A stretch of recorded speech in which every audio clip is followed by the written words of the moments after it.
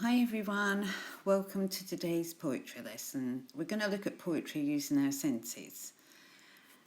So, we're going to learn how to build a poem using our five senses. Now, we're all lucky if we still have our five senses basically, and our five senses are sight, touch, smell, taste, and hearing.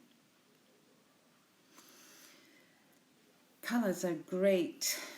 It's a great image, gives a great image, I think. If you think of a colour, it's a sort of quite imagery kind of thing. So you can choose a colour that you see, so for example, a red chair, and what the red chair might make you feel. So you'd be looking at this poem, I see. So let's have a look at that. So I see a red chair with my mother sitting near. And the next part is I feel a cloud of happiness, because that's how it makes you feel. So these are the two that I see, and then add what you see, I feel, and then how it makes you feel. The next one is touch, and touch is all about touching textures. Some textures you like, it's soft and velvety, some you don't like so much. But think of something you like to touch. What does it feel like? Is it rough? Is it smooth? Is it furry, silky, prickly, downy, velvety, bumpy, and jagged? What kind of feeling do you like to touch? Everybody likes to feel something different. So what does the texture make you think of, dream of? So for here you would put, look at the pen again. So I touch. That would be I touch. I'll put the velvety woven Indian carpet. And then the next part is and dream. So and dream of strong hands that made it. So these are the two things. You've got I touch and then and dream for touch. We're going to look at the next one, and that is smell. Smell is a strong sense. We don't often think about it, but if you stop and think, when you go outside in the morning to school and you're sniffing all the time because you have to breathe, and you don't realise that you're smelling different things in the air. Often you'd go out and you might not be able to see a fire, but you could certainly smell it with your nose, and I think it's probably our first sense we realise before we eat anything. We smell it, because if it smells rancid and horrible, we're just not going to eat it. So it is one of our first senses, I think, of that we use and just don't realise that we're using it every day. I mean, we can think about when we're in the classroom and we smell some things that sometimes we really don't want to smell, and we go, oh, and you put your hands to your nose because you don't like the smell. So we can imagine the smell of these: fire, toilet, flowers, herbs like basil, bread, cakes, hair and perfume. So we've got to think of great words for smell, not just I smell. It's quite boring. So smell, aroma is another one. The aroma of coffee filters through the air. Bouquet, sort of like fragrance. Whiff, pong, and scent. Now we know pong, we know it from the classroom. So I smell, so you've got here, do the pen again. So I smell the uncomfortable aroma of my kitchen. And the words that you're going to be given first to add on to is, and I remember the burnt rice, so black. So it's I smell, and then you add your bit to it, and then and I remember. So when you smell something, what do you remember? What does it make you think of there? The next one is taste. Taste is something we do all the time, and that tells us some people like the taste of this, some other people would say, no, it's a bit like, some people like Marmite, some people don't. So taste is something we do every day for breakfast, lunch and tea, but often don't talk about except to say or yuck. It can be under our fingers or on our tongue. So great, you've got to look again for great words for your taste. Bitter, sweet, sour, honeyed, acidic or tangy. And we often eat things that are quite acidic, a bit like lemons and limes.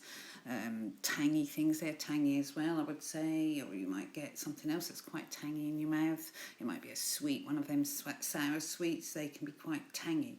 So in this one you would be doing, I taste, sorry, got to keep doing this.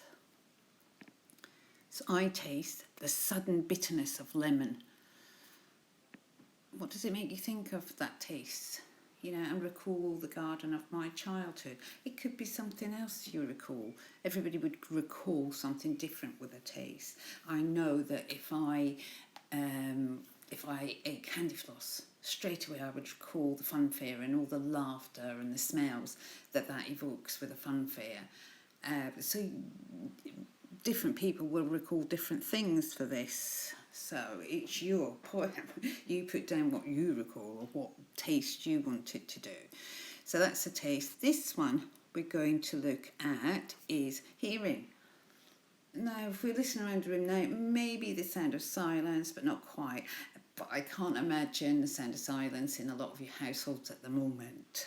To be honest, I can just imagine what it might sound like for your parents. Anyway, some great words for sounds, which is hums, echoes, thuds, reverberates, beats, jangle, crunches, splashes and swishes. So this one would be, pen again, sorry, I think there's a better way of doing this, but I haven't found it yet. So that would be I hear. What do you hear?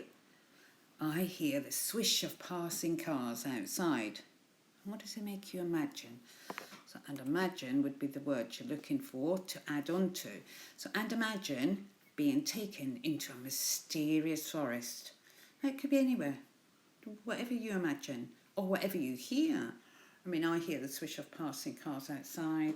I don't know if I put that one, but you could put something else. And imagine, your imagination can take you anywhere that you want to be if that sound makes you think of somewhere else. Okay, so just quickly, you're going to write your own poem using your 5 senses.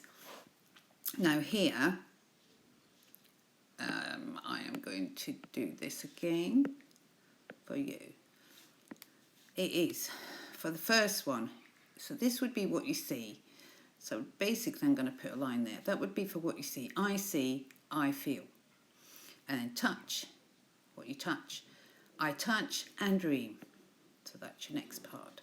I smell and remember. So that's your next part.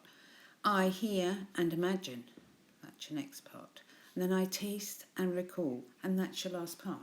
Now you could do your poem about lots of different things. Lots of different things that you see. Lots of different things that you touch, smell, hear or taste. However, you could do your poem about one thing. Now I see my dog curled up tightly. I see my puppy dog curled up tightly in his basket. I feel, what does that make you feel? I feel cuddly, or whatever you feel when you look at him. I feel a love in my heart. You would feel whatever you feel if you watched your little puppy dog curled up in his basket. So you could do it then. I touch his soft warm fur and dream. What do you dream of? And then you can put, I smell.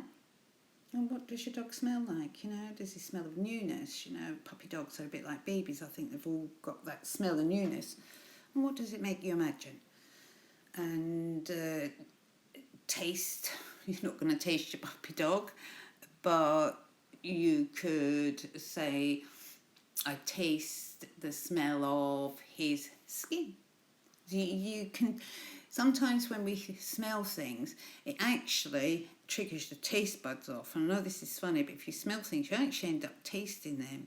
Because I've often thought, like, if someone's got really strong perfume on and you smell it, it actually starts your taste buds working, because that's what they do with food.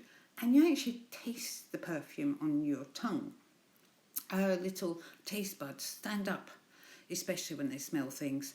So I would just like you to try your best with this. You can do it all about different things. This is your poem. This is the things you see, you feel, you touch, and you makes you dream about.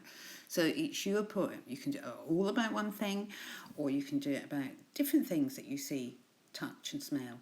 It's up to you. This is your poem. That's what's good about it. This just helps you see that it gives you a start on how to build a poem to help you. So enjoy, have fun with it. Do one or two. Which ones do you like the best? Which words can you fit in? Which lovely language can you find to put in to your poem? So good luck with this. Next time, hopefully, I'm going to try and maybe do a video recording of me reading a poem at the beginning of this. I know you liked a humorous one last week, so I will try and find some before next week. So enjoy and see you soon. Bye.